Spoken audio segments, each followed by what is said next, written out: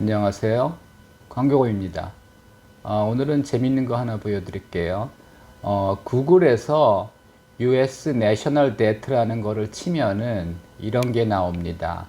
이게 뭐냐 하면 지금 미국의 국가부채가 35조 9,120억 달러라는 겁니다. 엄청난 돈이죠. 곧 36조 달러 돌파를 앞두고 있습니다. 다른 것도 있는데요.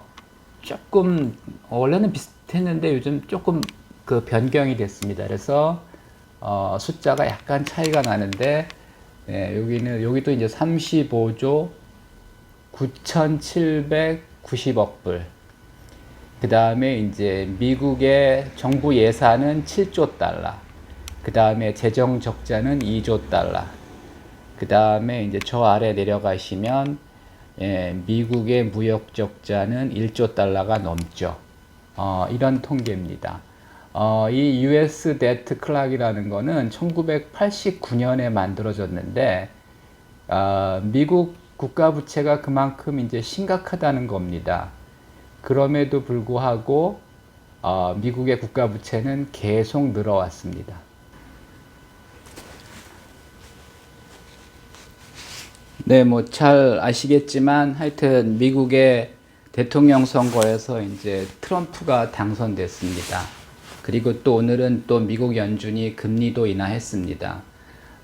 그래서 뭐 좀 변화가 있을 수밖에 없습니다. 사실은 해리스가 당선된다면 뭐 바이든 정부의 부통령이었기 때문에 사실 큰 변화는 없을 겁니다. 그냥 바이든 정부의 정책을 그대로 이제 승계했을 텐데, 이번에 이제 트럼프가 당선된 것도 사실 트럼프가 엔티도 많잖아요. 그럼에도 불구하고 이제 당선된 거는 미국 국민들은 뭐 결국은 변화를 원한다는 거죠. 지금의 문제들이 하여튼 해리스가 해결하기 어렵다는 거고, 트럼프도 마음에 안 들지만 하여튼 트럼프는 뭔가 이제 새로운 제안들을 지금 많이 하고 있죠. 뭐 가장 대표적인 게 마가죠. Make America Great Again. 그래서 미국을 우선하겠다는 거죠. 사실 그동안 세계는 미국의 대규모 무역 적자 속에 번영을 했습니다.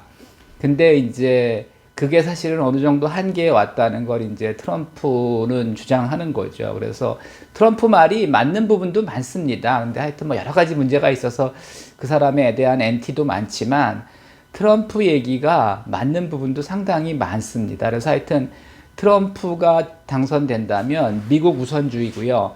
트럼프는 이제 법인세를 인하해서 기업 활동을 이제 활성화하겠다는 거죠. 뭐 지금 미국 기업들이 그렇게 활성화 안 된 건 아닌데, 하여튼 뭐 이게 이제 전형적인 이제 레이건 이후에 이제 그 공화당의 정책인데, 법인세를 인하하면 이제 경제가 활력을 찾고, 그러면 당연히 소득도 늘고, 뭐 다시 이제 재정도, 세금도 이제 세수도, 세수도 이제 증가한다는 거죠. 근데 그거는 사실 이론적으로는 그런데 실제로는 이게 시간이 오래 걸립니다. 그래서 만약에 트럼프가 뭐 10년, 20년 계속 한다면 사실 효과가 있을 수가 있는데, 그리고 뭐 이런 정책들은 과거에도 굉장히 많았죠. 근데 뭐 효과가 나타날 만하면 또 정권이 바뀌거든요.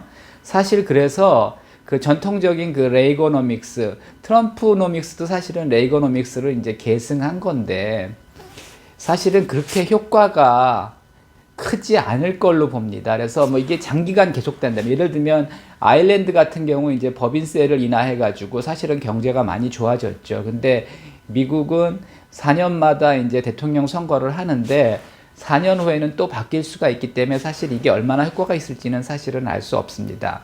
그 다음에 이제 그동안은 미국이 하여튼 뭐 독일이나 아시안 국가들한테 그 굉장히 무역 적자가 컸죠. 그것도 이제 관세 인상을 통해서 개선하겠다는 거고, 그러면 이제 세수도 는다는 건데, 뭐 세수는 늘 수 있습니다. 하지만 그 미국이 독일이나 아시아에서 수입을 많이 한 게 뭐 사실 소비자들을 위해서 싼 물건을 수입하기 위해서 한 거지, 사실은 뭐 독일이나 아시아가 예뻐서 한 건 아니거든요. 그래서 만약에 관세를 인상한다면 사실은 물가 상승 압력은 있는 거죠. 이런 상황에서 이제 오늘 미국 연준이 이제 금리를 0.25% 인하했습니다. 그래서 뭐 4.5에서 페더럴 펀드 레이트가 4.5에서 이제 4.75가 됐는데 뭐 이 배경은 최근에 이제 물가가 안정을 찾고 있기 때문에 금리 인하를 뭐 단행을 했습니다. 그래서 하여튼 이 지금 우리 증시는 안 좋지만은 미국 증시는 뭐 사상 최고가를 갱신하고 있는 게 하여튼 트럼프는 미국 우선 하다 보니까 미국 경제는 당분간 좋을 가능성이 높습니다. 뭐 이런 법인세이나 관세 인상 뭐 이런 것도 미국 경제 자체는 좋고요.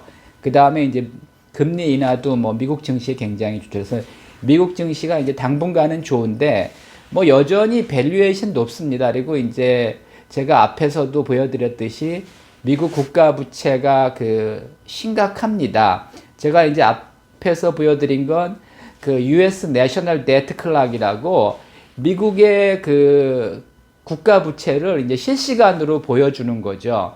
이게 이제 언제 처음 생겼냐면 이건 뭐 미국 정부가 만든 게 아니라 이제 개인, 민간이나 뭐 어떤 재단 이런 데서들이 만든 건데 1989년에 시모와 더스트란 사람이 미국 국가 부채가 심각하다.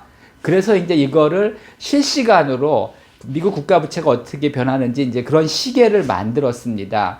우리도 뭐 이제 올림픽 같은 거 유치하면 뭐 며칠 남았다 이런 걸 이제 시계로 만들잖아요. 이제 그런 거죠. 근데 당시의 국가 부채는 3.3조 달러였습니다. 3.3조 US 달러죠. 그리고 이 당시 미국의 GDP는 한 5조 달러 정도 됐습니다. 그러니까 이제 국가 부채가 미국의 이제 1년간 GDP보다 낮았죠.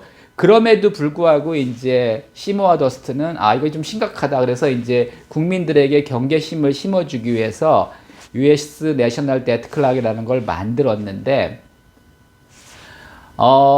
그 후에 개선된 게 있느냐? 전혀 없습니다. 지금 미국 국가 부채가 아까 잠깐 조금 전에 보셨듯이 미국 국가 부채가 지금 35조 9천 몇백억입니다.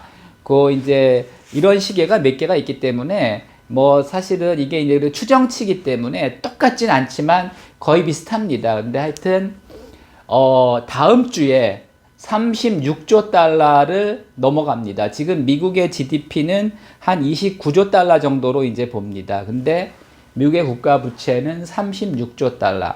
이게 이제 심각한 게 이자만 1조 달러가 넘거든요. 특히 이제 지금 페더럴 펀드 레이트가 이제 4.5에서 4.75인데 만약에 이게 유지된다면 연간 이자 비용이 한 1.8조 달러죠. 근데 이제 이 36조 달러가 단기채도 있고 중기채도 있고 장기채도 있기 때문에 또 금리가 이제 발행 시기에 따라 다 다릅니다.